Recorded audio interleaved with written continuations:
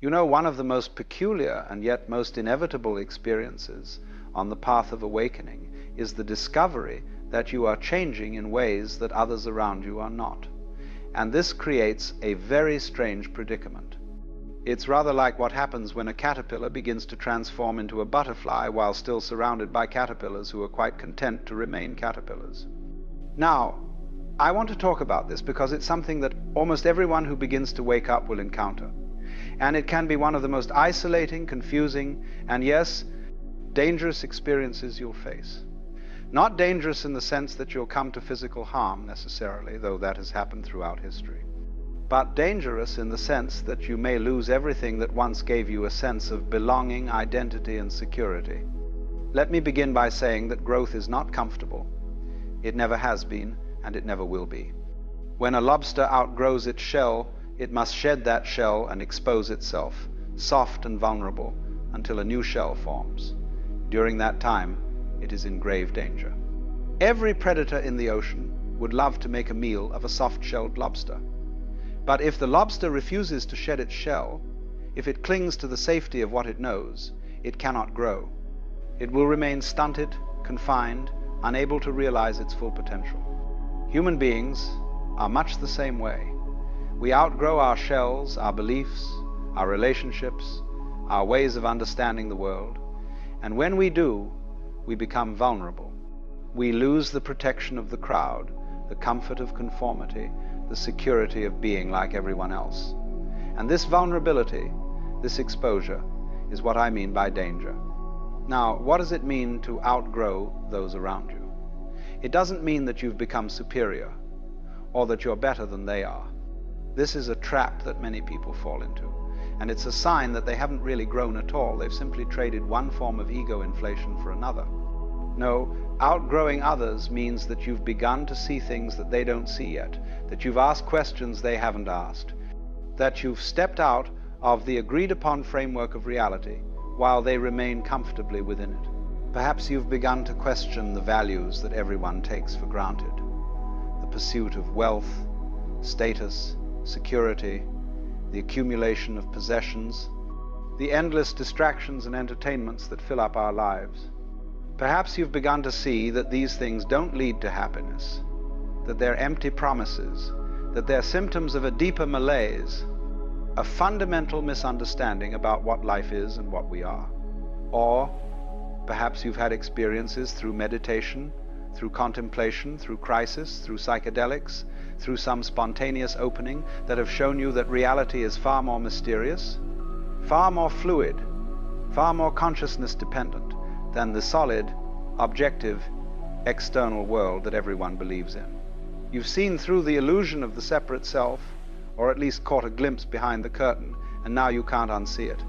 When this happens, you find yourself in a very odd position. You're living in two worlds simultaneously. There's the conventional world, the world of commerce and politics and daily routine, the world where everyone is playing their roles and taking it all very seriously. And then there's this other dimension, this deeper reality, that's always present but that most people are completely oblivious to. And you must learn to navigate both worlds. You must learn to speak two languages, the language of the marketplace and the language of the mystic. You must learn to be in the world but not of it, as the old saying goes. And this is extraordinarily difficult because the two worlds have different rules, different values, different ways of making sense of experience. The people around you, your family, your friends, your colleagues, they're still operating entirely within the conventional framework. They're concerned with their careers, their mortgages, their social standing, their plans for the future. And these concerns, which once seemed so important to you, now seem rather trivial, rather beside the point. Not because you've become callous or indifferent, but because you've seen that there are deeper questions, more fundamental issues at stake. But you can't simply tell them this. You can't sit down with your family at dinner and say, you know, I've realized that the self is an illusion and that we're all manifestations of one universal consciousness. They'll look at you as if you've lost your mind. And in a sense, you've lost the conventional mind, the socially conditioned mind, and you haven't yet fully articulated what you found in its place. So you remain silent, or you speak in hints and suggestions, or you try to find people who understand what you're going through. And this is where the isolation begins. Because the people you've known all your life, the people you love and care about, increasingly seem to be living in a different reality than you are. You're speaking different languages, pursuing different goals, seeing the world through entirely different lenses. And they sense this, even if they can't articulate it. They sense that you're no longer quite one of them, that you've changed in some fundamental way, that you're not playing the game with the same enthusiasm you once had. And this makes them uncomfortable. It threatens them. Because if you can step outside the agreed-upon framework, then maybe the framework isn't as solid as they thought. Maybe their own lives are built on sand. They may respond in various ways. Some will try to pull you back, to normalize you, to get you to be the way you used to be. You've changed, they'll say, and it won't be a compliment. They'll accuse you of becoming strange, impractical, irresponsible, self-absorbed. They'll remind you of your duties, your obligations, your place in the social order. They'll do everything they can to squeeze you back into the box you've outgrown. Others will simply distance themselves from you. They'll find you boring or preachy or incomprehensible. The conversations that once flowed easily now feel forced and superficial. You have less and less in common. The friendship or relationship gradually withers, not through any dramatic break, but through a slow, sad drifting apart. Still others may become hostile. This is particularly true if you've outgrown a religious or ideological framework that they're still invested in. If you were raised in a particular faith and you've moved beyond it, if you've questioned the dogmas and found them wanting, your very existence becomes a threat to those who still believe. You're a heretic, an apostate, a lost soul who must be saved or shunned. This is the danger I'm speaking of. Not that you'll be physically harmed necessarily, though that can happen, but that you'll lose your community, your tribe, your sense of belonging to something larger than yourself. Human beings are social creatures. We need connection. We need to feel that we're part of a group, that we're understood and accepted. And when you outgrow those around you, you risk losing all of that. Now, you might say, well, why not just keep quiet about it? Why not simply maintain the facade, play along, keep your insights to yourself? And many people do exactly this. They live double lives. They maintain the conventional appearance while privately knowing that it's all a game, all a performance. And there's a certain wisdom in this approach. As I said earlier, you don't shake someone awake from a pleasant dream unless the house is on fire. But there are problems with this strategy as well. First, it's exhausting. Living a double life, constantly monitoring what you say, editing your thoughts, pretending to care about things that no longer matter to you, this takes a tremendous toll. You become alienated from yourself, split, fragmented. The very integration and wholeness you've been seeking through your spiritual growth becomes impossible because you're constantly betraying your own truth. Second, it's inauthentic. And authenticity, being true to what you've discovered, is essential to the spiritual path. If you've seen something true, something real, and you hide it, deny it, refuse to live by it, then what was the point of seeing it in the first place? You become like someone who's discovered a treasure but is too afraid to spend it, so they bury it in the ground and continue to live in poverty. Third, and perhaps most importantly, your very presence, even if you say nothing, communicates something. People pick up on energy, on vibration, on the unspoken. If you've genuinely transformed, if you've genuinely outgrown the conventional framework, it will show in 1,000 subtle ways in the quality of your attention, in your responses to crisis and difficulty, in what you laugh at and what you take seriously, in the way you move through the world. So you're faced with a dilemma. You can't go back, you can't unsee what you've seen, unknow what you've known. But you can't fully go forward either. At least not without consequences, without losses, without a period of profound loneliness and disorientation. This is what the mystics have always called the dark night of the soul. It's the passage between the old life and the new, the death of the caterpillar before the emergence of the butterfly. And it's dark precisely because you've left behind the familiar landmarks, the comfortable certainties, but you haven't yet arrived at the new dispensation. You're in between, in limbo, in the wilderness. During this time, You may feel utterly alone. You may wonder if you've made a terrible mistake, if you've thrown away everything valuable for some nebulous spiritual fantasy. You may long for the days when life was simpler, when you fit in, when you didn't question everything, when you could just go along with the program like everyone else. But here's what you must understand. This loneliness, this sense of isolation, is not a sign that you've gone wrong. It's a sign that you're going right. It's an inevitable stage in the process of transformation. Every hero in every myth must leave the village, must venture into the unknown, must face dragons and demons alone before they can return with the treasure. The treasure, in this case, is your authentic self, your true nature, freed from the conditioning and programming of society.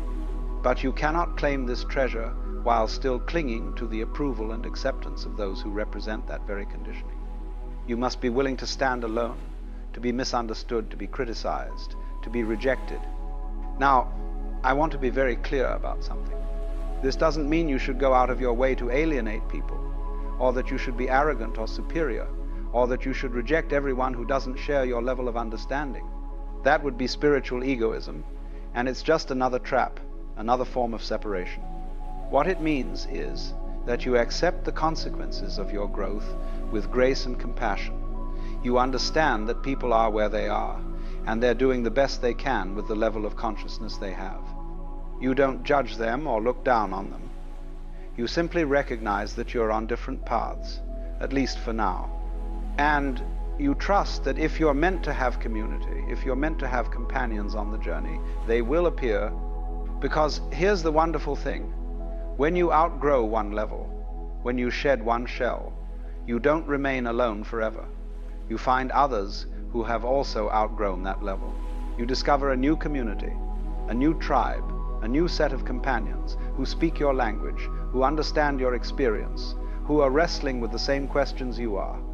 This is why spiritual seekers throughout history have formed communities, monasteries, ashrams, mystery schools, philosophical circles. Not because they're elitist or exclusive, but because they needed to be with others who understood what they were experiencing, who could support them through the difficult transitions, who could remind them that they weren't crazy, that the path was real, that the struggle was worthwhile.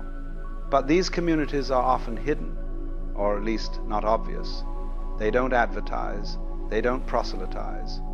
You find them when you're ready, when your seeking becomes sincere enough, when your loneliness becomes acute enough.